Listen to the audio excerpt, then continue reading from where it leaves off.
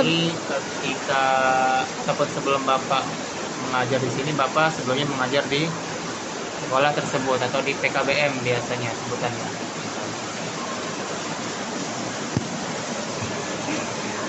Apakah Bapak merasa senang mengajar selama ya, dari 2019 itu kan cukup lama ya Pak? Apakah Bapak merasa menyesal atau malah makin semangat untuk mengajar anak-anak baru gitu kan? Gimana Pak?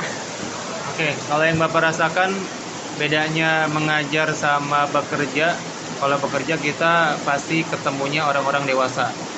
Ya, tapi kalau misalkan kita mengajar, pasti tiap hari kita ketemunya sama anak-anak, dan anak-anak biasanya ya, terutama anak muda itu biasanya punya semangat yang beda sama orang dewasa. Kalau orang dewasa itu ketika dia bad mood ya, itu pasti orang-orang di sekeliling itu pasti bakal kena kena dampaknya ya, dibandingkan dengan anak-anak.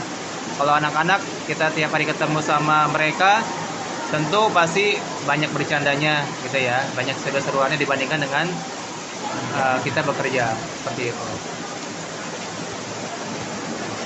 Kira-kira cara Bapak ngadepin sifat-sifat anak-anak yang berbagai macam itu gimana ya Pak? Maksudnya kan anak-anak kan sifatnya ada yang begini, ada yang begini, ada yang begini.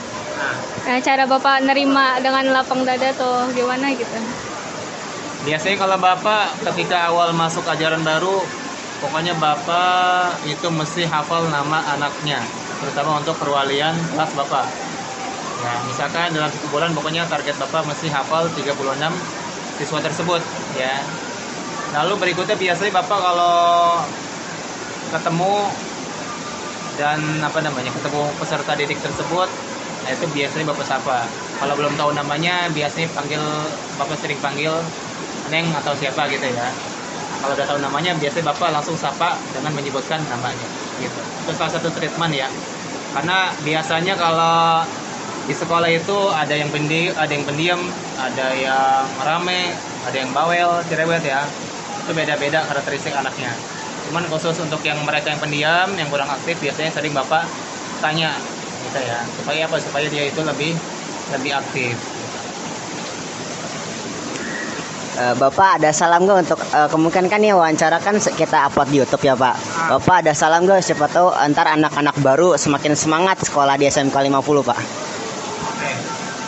Buat teman-teman yang ingin masuk ke SMK 50, pastikan yang pertama adalah luruskan niat kita ya, bahwa kita belajar di sini diniatkan untuk belajar ya.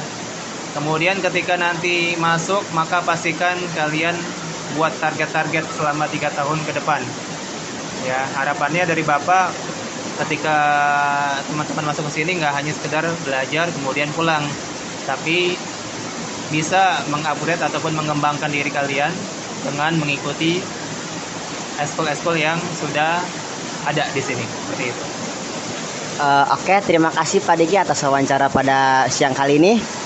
Semoga yang mendengar bisa termotivasi bisa untuk menjadi guru dan bisa menjadi generasi yang lebih maju. Terima kasih dan mohon maaf Pak Diki bila mengganggu waktunya. Dan terima kasih yang telah mendengarkan. Wassalamualaikum warahmatullahi wabarakatuh.